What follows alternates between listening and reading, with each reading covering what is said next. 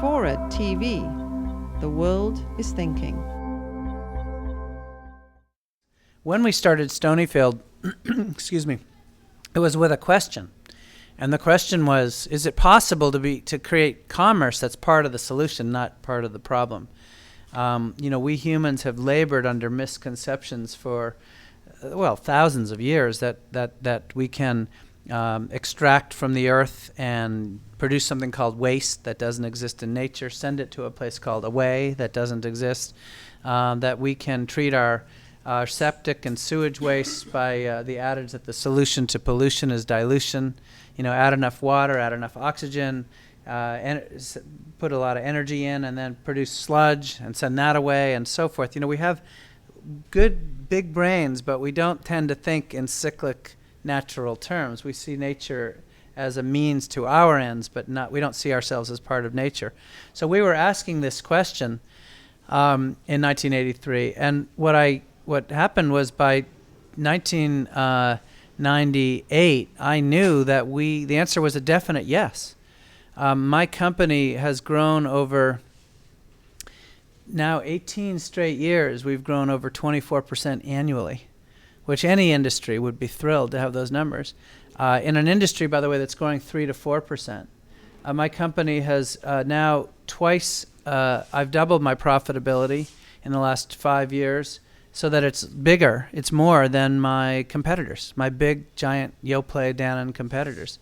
And I've done it all without advertising. I've done it, I shouldn't say without, but basically with none, with less than 1/5 of what they spend on a per dollar of revenue basis.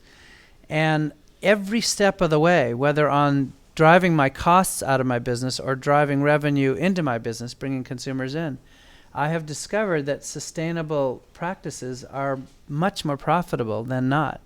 And the good news is that at $100 a barrel oil, it's pretty easy to convince anybody that that's true. Oil was $32 a barrel when George Bush came into office.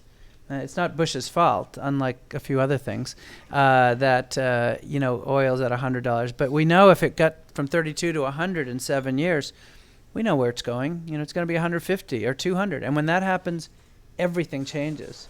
These chairs, are made of oil. And by the way, most everything in our lives is. And we've grown up, our civilization, our society has grown up without measuring these externalities, without worrying about the long-term costs. And the most inflationary cost we have in our society is non-renewable energy.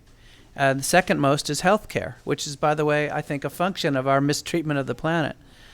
So, to make a long story short, the book captures 25 years of truly wonderful, I think very hopeful evidence that, in fact, by being green, we have become more profitable, more competitive, etc. And so rather than just rely on Stonyfield, what I do is I take on different topics like climate change or waste treatment or marketing, and I then pull from many other companies along the way. So Timberland, Nike, Walmart, Interface Carpet, Seventh Generation, Eileen Fisher. I try to pull from different industries to show the same. This is not just the province of a yogurt guy or even a $300 million yogurt guy. I mean, I did start writing the book when we were around 200 million.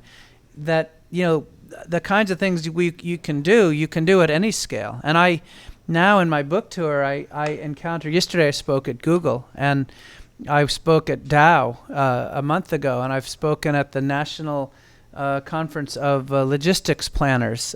I can pretty much prove to any business, if you give me a half an hour, and I don't care if you're a law firm or an energy firm or a yogurt maker or a widget maker, I can pretty much prove that your investment in green will drive cost out of your business and will drive revenues to it. And